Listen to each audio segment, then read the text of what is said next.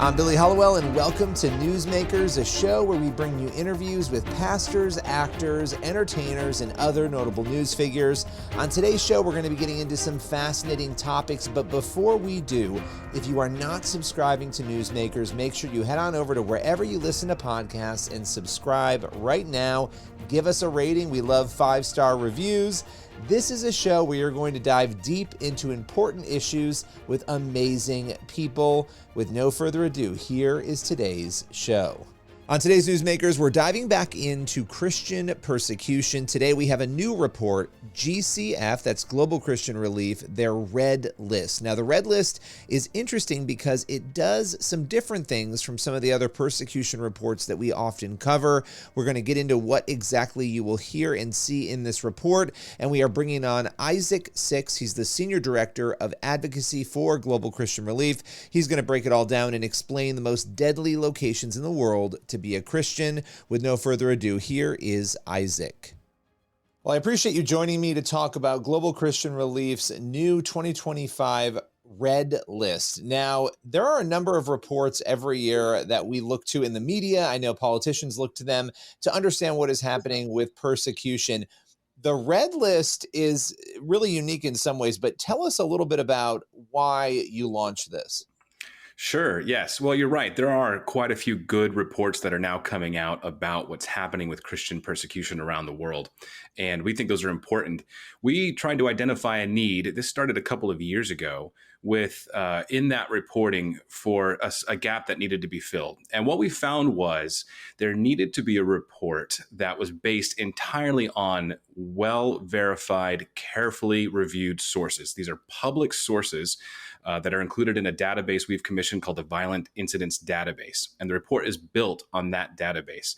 So these are sources that can be looked up, they can be reviewed. So policymakers, leaders, journalists can go in and say, wait, where did this come from? Who said this happened? And we think that's critical. A lot of other reports are sort of qualitative. They do interviews, they may take a few numbers, and then they sort of make an estimate. And that's good too.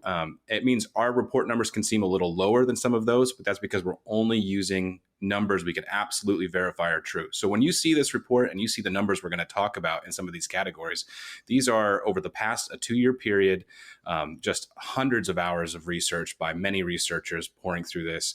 And these are numbers that are verified and irrefutable.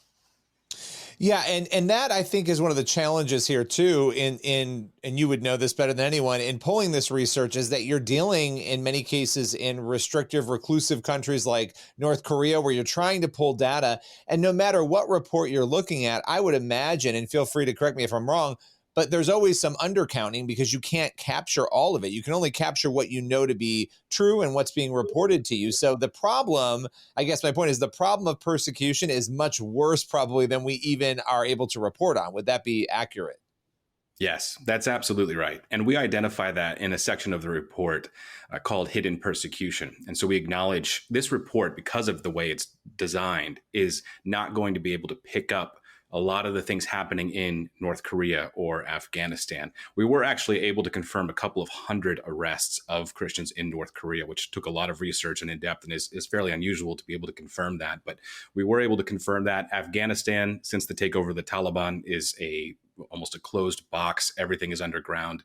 We do have networks there, but it's very difficult to get any public verified reporting of persecution. So yes, you're going to see that there's some places where you don't see a lot of numbers, and it's going to differ with other reports because of that. But that's the nature of having a report that's based on public, hard, verifiable numbers. And so we're going to see some other countries where we're very clearly seeing persecution, and we have strong documented evidence of it. Yeah, and one of the things in a lot of these persecution reports that we will often see are rankings, the worst place to essentially live as a Christian based on what happens with persecution. Now, when it comes to some of what you've done here, you actually have different categories, which I think is really helpful. You know, for instance, killing versus being displaced. Both things are horrific to different degrees, but there are people who are pushed off their farmland, let's say, in Nigeria. There are also people who are being killed. And so let's just talk about the killing element first, which means it's the places where you're most likely to lose your life for being a Christian. Yeah. Can you talk about where those problems are the worst and what it was like to sort of pull together that information? Yeah. Well, the reason this report looks at violence, really the violence incident database is looking at specific violent acts of violence of different types.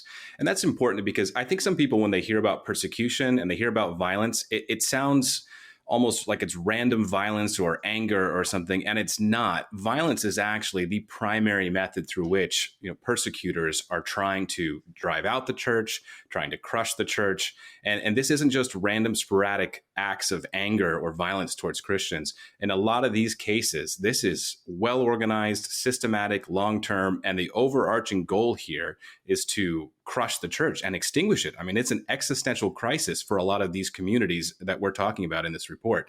So when we look at killings specifically, that's one of the most harsh metrics, of course.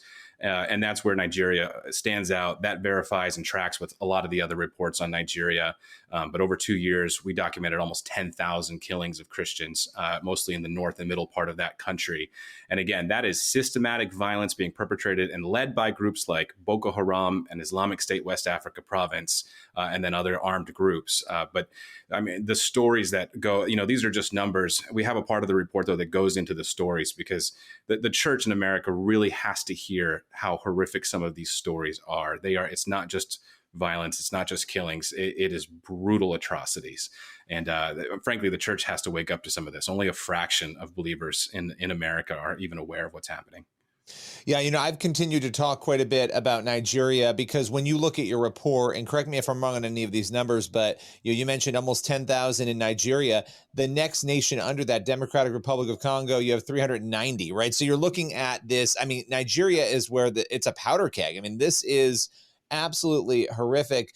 One of the other countries that caught my eye was Russia on the list of killings.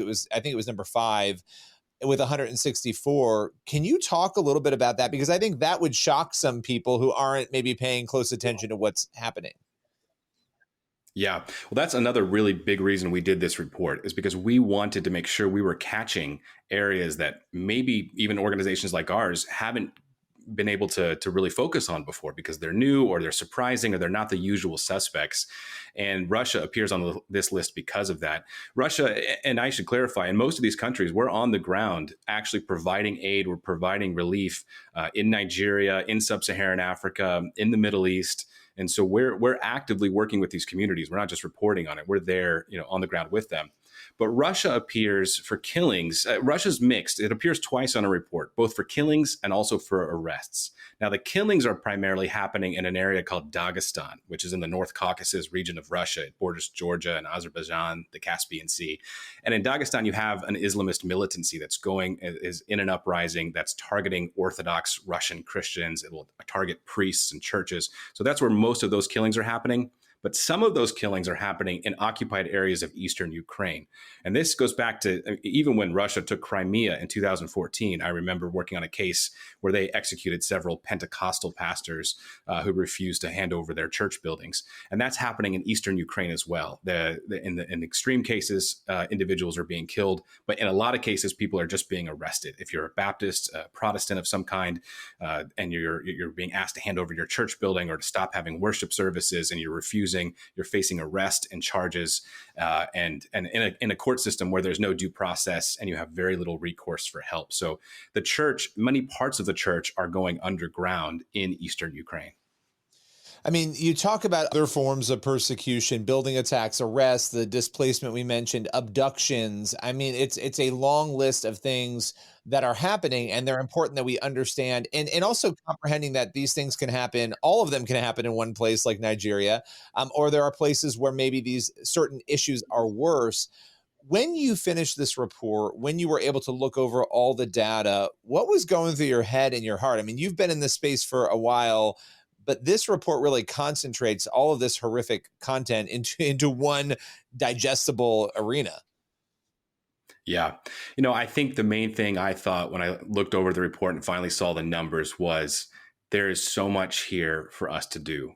We've been working in this area and we get very focused on some areas where there's great need, and that's good. We're doing great work there. But I looked at it and thought we need a wave of support and prayer coming out of the American church and the global church for the areas where the body of Christ is just being attacked in the worst possible ways. And we've now identified these other areas that we need support in going into. So that was my primary thought is, Lord, how are we going to help? What can we do? There's just too much for us. Where do we focus? So this report's going to help us in being precise and effective in aiding the persecuted church. And, at the end of the day, this report could be used in many different ways. Obviously, you just mentioned, aiding the persecuted church. How can everyday people and also policymakers, I know those are two very different things, but how can they take a report like this and implement it in a way that can be useful both in prayer and practical help for your organization and the persecuted church? Yeah. Well, I think for everyone just interested, the first thing to do, go to our website, gcrelief.org, download the report. The report also has a prayer guide for you. And these prayers, these are not just ones we're making up. These are coming from the people that we're helping. These are coming from the people who have survived, being kidnapped by Boko Haram and these terrorist organizations in Nigeria, people who have been imprisoned for their faith. They're telling us what they're asking for. And they're always asking for prayer first and foremost. So please take a look at the guide, pray along those lines. We have a prayer app that can be downloaded where you'll get daily updates about prayer and results that are coming, because it is effective when we get updates, people being prayed for, their lives are changing, which is amazing. And then beyond that, for policymakers and those in positions of leadership, I really strongly look at the report itself. You then look at the database itself. You can see the links to this. We have policy recommendations in there for each of the top countries on our list, action that can be taken by the White House, by the incoming president, that will make a serious impact for a lot of these people at a very macro level. And that's critical. So we think this can be utilized by everyone. Where can people go if they want to get the 2025 Global Christian Relief Red List, if they want to download it, read it? Yeah, you can go right to our website. That's gcrelief.org. It's on the front page of our website, or there's a drop-down box for research at the top. You can click on that and then pull up the Red List, put in your email address, and you can get a full copy of the full 40-page report. Well, I so appreciate you taking the time, breaking it all down for us today, and we'll encourage people to head on over and get copies of the Red List. Appreciate it. All right. Thank you, Billy. That's all for today's Newsmakers. I'm Billy Hollowell. Make sure you head on over and rate this show on your favorite podcast platform. Let your friends and family know to listen as well. We have new episodes Monday through Friday on your favorite podcast platforms. You can also watch the Newsmakers TV show on the CBN News channel. That show airs once a week with 3 incredible interviews with newsmakers. Be sure to head on over and watch that, and also head over for more interviews to the CBN News YouTube channel and cbnnews.com. I'll see you again very soon for another Newsmakers.